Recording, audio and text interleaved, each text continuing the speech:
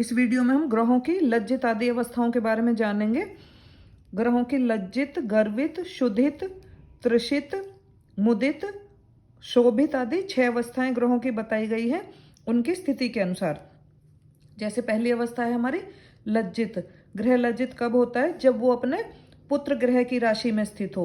जैसे सूर्य शनि की राशि में हो, मकर या कुंभ शनि की राशि है तो उनमें सूर्य स्थित हो। चंद्रमा बुध की राशि में है, मिथुन या कन्या राशि में हो चंद्रमा। कोई ग्रह राहु या केतु से युक्त हो, सूर्य मंगल या शनि से युक्त हो, तो वो ग्रह जो है वो लज्जित अवस्था में होते हैं। जैसे ये कुंडली है, इसमें सूर्य शनि की राशि में यानी कि या तो मकर राशि में हो या कुंभ राशि में हो, तो इस तरह की स्थिति जब बनेगी तो यहाँ पे सूर्य लज्जित अवस्था में कहलाएगा। ऐसे ही चंद्रमा अगर हमारा मिथुन राशि में या कन्या राशि में स्थित होगा तो यह भी हमारा लज्जित ग्रह कहलाएगा। अब इसी तरह अगर राहु के साथ कोई ग्रह स्थित है, जैसे यहाँ पे राहु के साथ बुध है, तो यह बुध राहु से युक्त कहलाया, तो यह यहाँ पे बुध लज्जित अवस्था में होगा। इसी प्रकार यहाँ पे चंद्रमा भी लज्जित अवस्था में होगा। अब यहाँ पे सूर्य मंगल और शनि से युक्त ग्रह बताए हैं कि वो लज्जित अवस्था में होते हैं, तो यहाँ पे ये सूर्य से युक्त हो गए बुध और शुक्र, तो ये लज्जित अवस्था में है। यहाँ पे मंगल शनि से अगर माने हम तो ये गुरु भी हमारा लज्जित अवस्था में है। इसी तरह से अगली अवस्था है गर्वित ग्रह। ग्रह अपने आप को गर्वित कब महसूस करता है? जब वो अपनी उच्च राशि में हो, मूल त्रिकोण राशि में हो, तो वह अपने आप को गर्वित महसूस करता है और गर्वित ग्रह कहलाता है। जैसे ये एग्जाम्पल है, इसमें गुरु कर्क राशि में है जो कि इसकी उच्च राशि है, तो यहाँ पे गुरु गर्वित ग्रह कहलाएगा। इसी तरह इस जन्म कुंडली में मंगल मकर राशि में, यहाँ पे ये उच्च का होता है तो ये मंगल भी गर्वित अवस्था में कहलाएगा। अब यहाँ पे शनि तुला राशि में, शनि अपनी उच्च राशि में है तो यहाँ पे शनि गर्वित है। शुक्र अपनी स्वराशि में है या मूल त्रिकोण राशि में है, शुक्र अपनी मूल त्रिकोण राशि में, तो शुक्र भी गर्वित कहलाएगा। बुध अपनी स्वराशि भी कह सकते हैं इसको और मूल त्रिकोण राशि भी कह सकते हैं, बुध भी यहाँ पे गर्वित कहलाएगा। और इसी तरह चंद्रमा भी अपनी उच्च राशि में होने के कारण गर्वित कहलाएगा। तो इस तरह से यदि कोई ग्रह अपनी उच्च राशि या मूल त्रिकोण राशि में स्थित होगा तो वो गर्वित कहलाएगा। इसके बाद एक अगली अवस्था है शुद्धित अवस्था।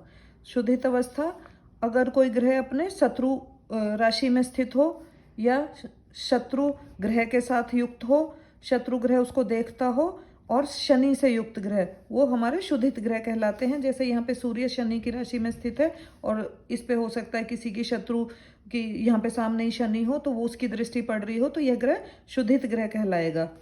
अगली अवस्था है त्रिषित अवस्था। त्रिषित अवस्था है जल राशि, अपनी हमारी जल राशियाँ होती हैं कर्क मीन, इन राशियों में कोई ग्रह स्थित हो और साथ ही साथ शत्रु ग्रह के द्वारा दृष्ट भी हो और उस पर शुभ ग्रह की कोई दृष्टि ना हो, तो वह त्रिषित अवस्था में कहलाएगा। जैसे यहाँ पे गुरु कर्क राशि में स्थित है और यहाँ पे अगर इसका कोई शत्रु ग्रह बैठा हो और कोई शुभ दृष्टि किधर से ही ना हो तो यह त्रिषित अवस्था में कहलाएगा। इसके बाद है मुदित अवस्था। कोई भी ग्रह मित्र ग्रह की राशि में हो, मित्र ग्रह से युक्त हो या मित्र ग्रह से दृष्ट हो और या फिर उस पर गुरु की दृष्टि पड़ रही हो तो वो ग्रह मुदित अवस्था में कहलाता है।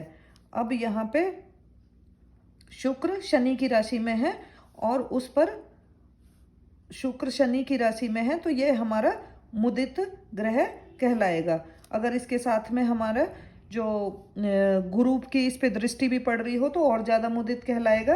और यहाँ पे गुरु भी है, गुरु हमारा जो इसकी सूर्य की राशि है सिंह राशि यानी कि अपने मित्र की राशि में स्थित है तो यह ग्रह भी मुदित ही कहलाएगा। ग्रहों की अगली अवस्था है शोभित अवस्था।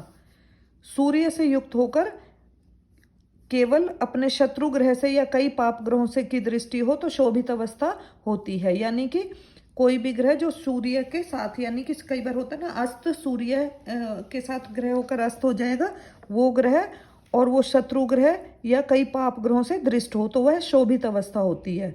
अब इन अवस्थाओं का फल क्या रहेगा?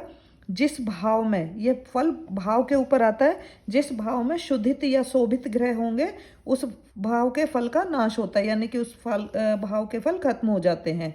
इसी तरह अगर इनके शुभित और शोभित ग्रह के साथ कोई मुदित ग्रह भी आ जाता है तो मिश्रित फल होता है। इसके अलावा दशम भाव में लज्जित, त्रिषित, शुधित या शोभित ग्रह हो तो व्यक्ति हमेशा दुखी रहता है।